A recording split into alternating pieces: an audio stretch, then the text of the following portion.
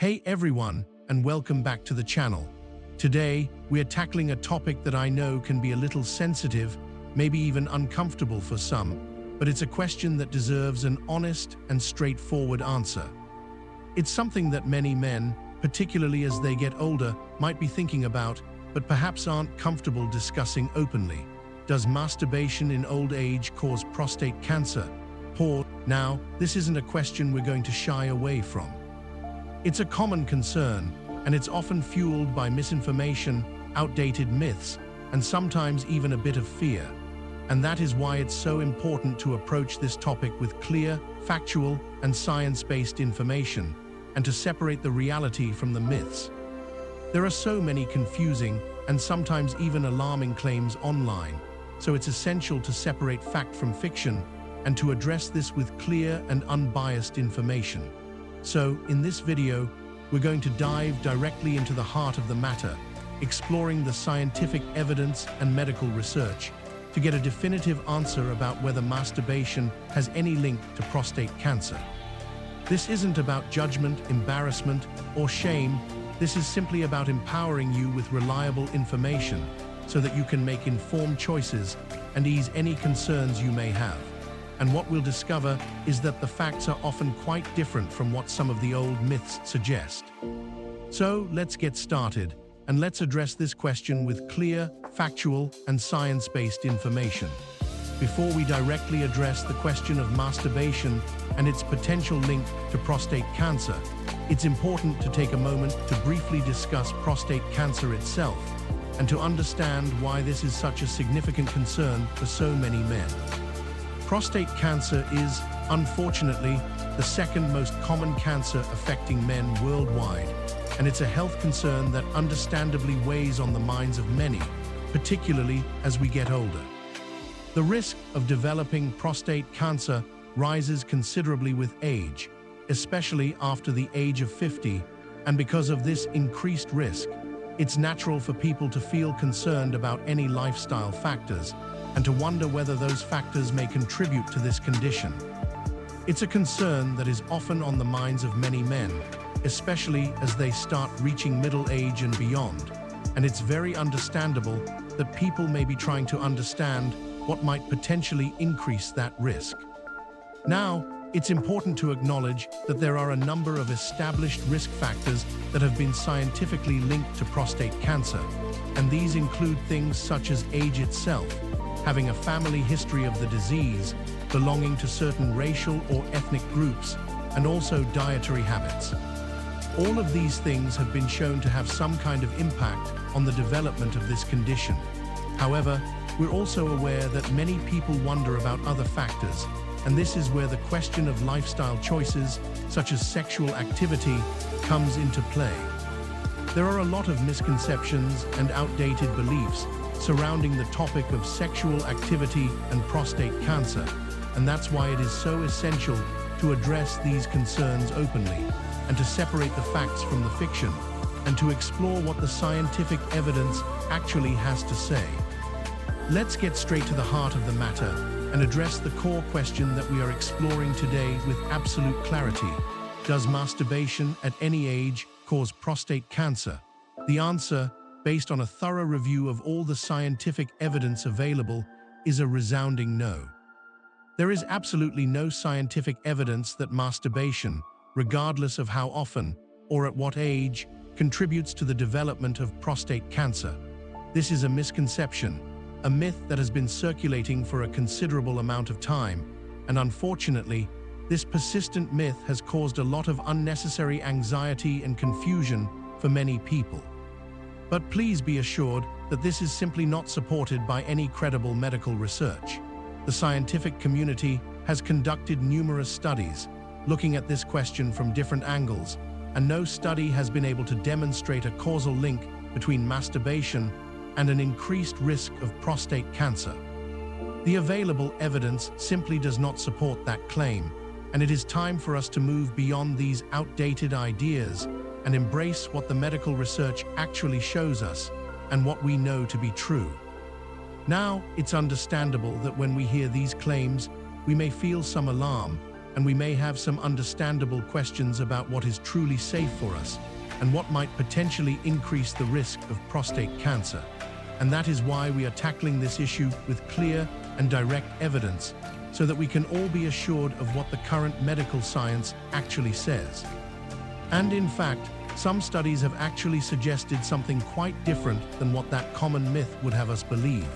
Some studies have actually shown that frequent ejaculation, through any means, which could include sexual intercourse as well as masturbation, may actually have a slightly protective effect against prostate cancer. Now, let's be absolutely clear about this point, because it is very important that we don't make any misleading claims. This does not, in any way, mean that masturbating prevents prostate cancer, and it's not a treatment to cure prostate cancer either.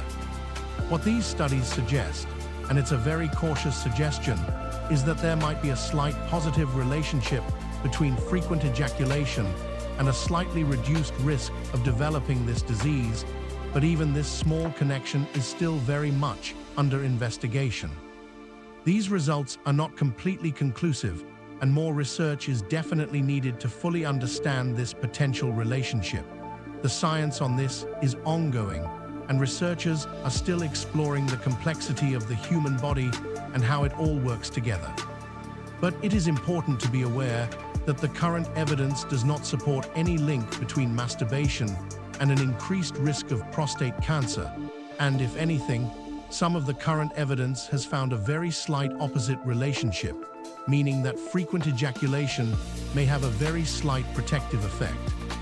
But again, it is essential that we not exaggerate that potential relationship, as it is still under investigation and not fully confirmed by the scientific community. So, with all of that said, it is incredibly important that we emphasize that the most prominent and well-established risk factors for prostate cancer are those that we've already touched upon, namely age, family history of the disease, your genetic predisposition, and your race. These factors have a much more significant impact on your risk of developing prostate cancer than masturbation, or, for that matter, any other common sexual activities. So what does this all mean for you? Well, what this means is that you can rest assured and that you can take comfort in knowing that masturbation at any age and frequency is not a risk factor for prostate cancer. This is not a cause of concern, and it's time to let go of this myth and instead focus on the things that truly matter, which are the proven risk factors that we discussed earlier, and also all the healthy habits that can truly support our well-being as we grow older. It is important to focus on the aspects that you can control and to not worry or become overly concerned about things that have no basis in science and research. The truth is that we can all make positive changes that will truly help us along our journey, and it's time to focus our attention on those important changes. It's time to let go of the myths and embrace a science-based approach to our health and well-being. And that includes knowing that masturbation does not cause prostate cancer. So, if the scientific evidence clearly shows that masturbation does not cause prostate cancer, then where does this persistent and quite widespread idea even come from? Why has this myth been circulating for so long? And why is it so deeply ingrained in the minds of so many people?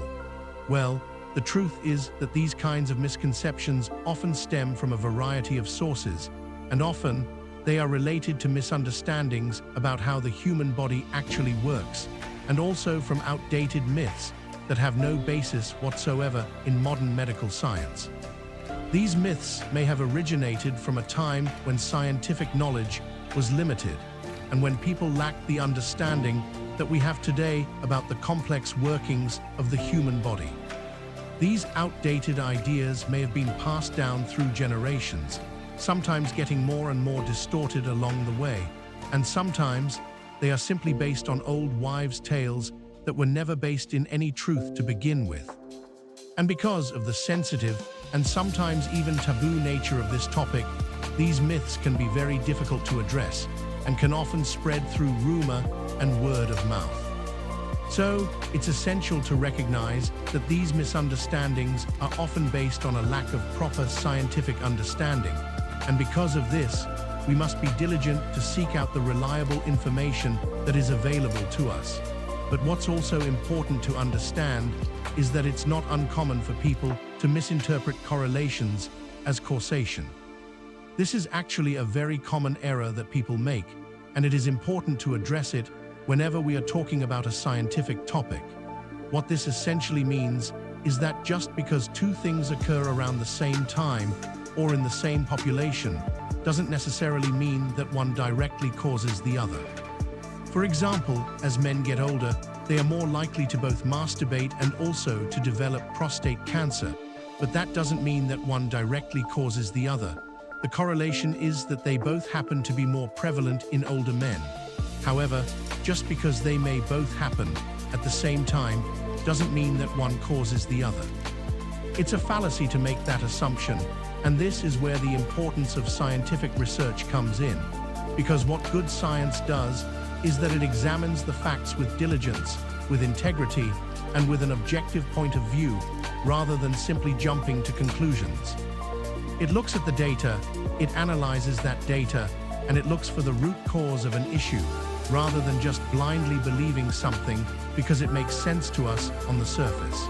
It's important to always be critical about the information you receive and to always question the source of that information. Because as we look at many aspects of our lives, it's so easy for us to see a correlation and then incorrectly assume that it is causation. But that is not what good science is about. Good science requires meticulous research, controlled groups, and objective results that can be repeated and verified. And because of this diligent approach, we can be assured that the evidence that we have discovered is actually the truth.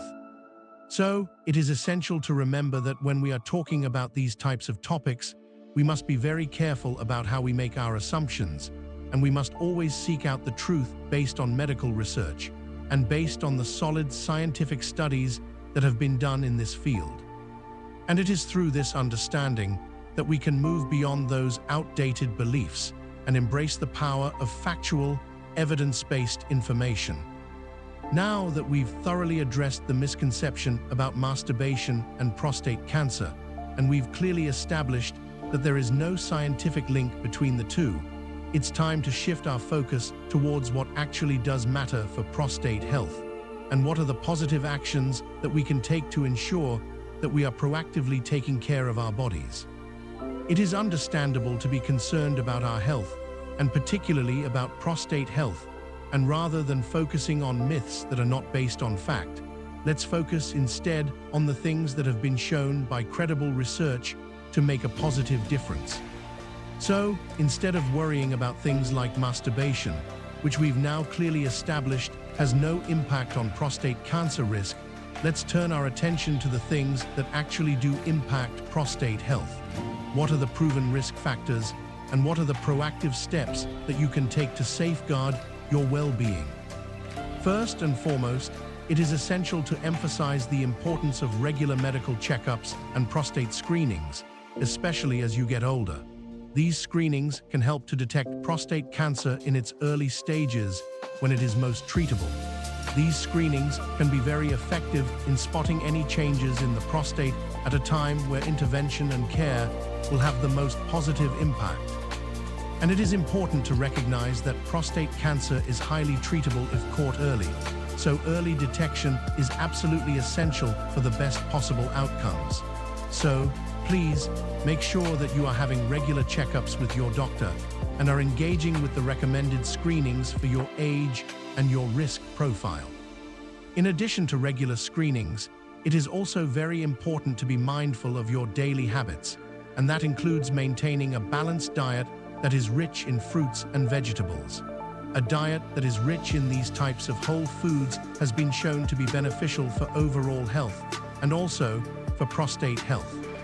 Fruits and vegetables are packed with essential vitamins, minerals, and antioxidants, and these essential nutrients help to protect your cells from damage and support your body's overall functions, which is so important to maintaining good health. And also, it's equally important to be mindful about limiting those things that do not support health, such as processed foods and excessive amounts of unhealthy fats and sugar. Eating a balanced diet that is rich in whole, nutritious foods is key to supporting your health and your longevity. And of course, let's not forget the importance of engaging in regular physical activity. Exercise is not only beneficial for our overall well-being, but it also has a positive impact on prostate health. Regular physical activity can help maintain a healthy weight, improve circulation, and also reduce inflammation throughout the body. So, find activities that you enjoy and make those a consistent part of your daily life. And finally, it is very important to have an open and honest conversation with your doctor about your family history of prostate cancer. Knowing your family history can help your doctor assess your individual risk, and it can allow you to make more informed decisions about your care. It can also help you to start taking preventative measures in order to promote the very best health outcomes. So, by focusing on these proven risk factors and by taking these proactive steps, you're far more likely to be taking care of your prostate health and to be promoting your overall well-being. This is about taking charge of your health and taking an active and engaged role in your care. This is about focusing on what you can control and using the most up-to-date, reliable information to guide your choices and to support your journey. I want to take a moment to acknowledge that health concerns, particularly those related to cancer, can be incredibly unsettling, and it's completely understandable to feel worried or anxious about your health and about what the future may hold. It is entirely normal to have questions and to feel uncertain, and it's important to recognize that these feelings are valid. And that's why it's so important to approach these concerns with empathy, understanding, and also with a strong focus on the facts and what the science truly shows. Because while it's normal to have concerns, it's absolutely essential that we base our decisions and our understanding on credible evidence and on scientific findings, rather than on myths, outdated beliefs, and misinformation. It's also essential that we are always critical about the information we receive, particularly online, where there is so much incorrect or biased information being shared. And this is why it is so vital to always approach any health-related information with a critical and discerning mind. And because these types of health-related topics are often complex and nuanced, it is also essential to seek out that individualized care that you need from qualified medical professionals. And if you have any specific concerns or any further questions about your prostate health or about your sexual health, please make sure that you seek personalized advice from a medical professional. This could be your doctor or another trusted healthcare provider. You should never rely solely on general information that you find online or on information that you hear from unreliable sources. Instead, you need to seek that personalized advice that is specific to your particular circumstances. A medical professional can assess your individual risk factors, they can address your particular concerns, and they can provide you with tailored recommendations that are specific to your situation.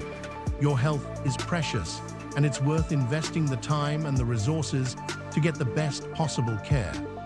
So please, do not hesitate to reach out to a doctor or other healthcare professional, because that is the best way to address any of your health concerns, and it is also the most effective way to ensure you are doing all that you can to take care of your well-being.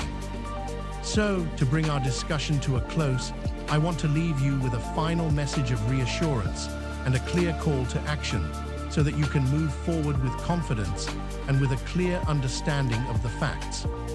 In conclusion, based on all the scientific evidence that we have explored today, you can rest easy knowing that masturbation, at any age and frequency, does not cause prostate cancer. This is a myth that has been circulating for far too long, and it is now time to let go of that misinformation and to move forward with accurate and reliable information. It's time to let go of the worry, the fear, and the anxiety that are associated with that myth. And instead, let's focus our energy, our attention, and our efforts on the things that truly matter, the things that have been scientifically shown to support our health and well-being. Let's focus on making healthy lifestyle choices, such as maintaining a balanced diet that is rich in fruits and vegetables, and engaging in regular physical activity. Let's focus on making these positive changes that can have a genuine impact on our health and on our overall longevity. And most importantly, please remember to always consult with qualified medical professionals when in doubt. If you have any questions, any concerns, or any specific worries about your prostate health, about your sexual health, or indeed about any aspect of your health, it is absolutely vital that you seek personalized advice from a doctor or another trusted healthcare provider. You should not rely on general information that you find online, but instead seek professional advice that is tailored to your individual circumstances. And finally, I want to thank you for taking the time to join me today, for being open to having this important conversation, and for seeking out accurate information about this sensitive topic. If you found this video helpful, if you gained some new insights, if you feel more reassured, or if you have simply gained some value from this information, then I would be incredibly grateful if you would show your support by liking this video and by subscribing to this channel for more clear, accurate, and reliable health information. And please, if you have any further questions, please do not hesitate to leave them in the comment section below. I will do my best to answer them and to provide you with as much support as I can. And remember, your health is precious, and it's worth investing the time and effort to take care of it wisely. Thank you again for watching, and I look forward to seeing you again in the next video.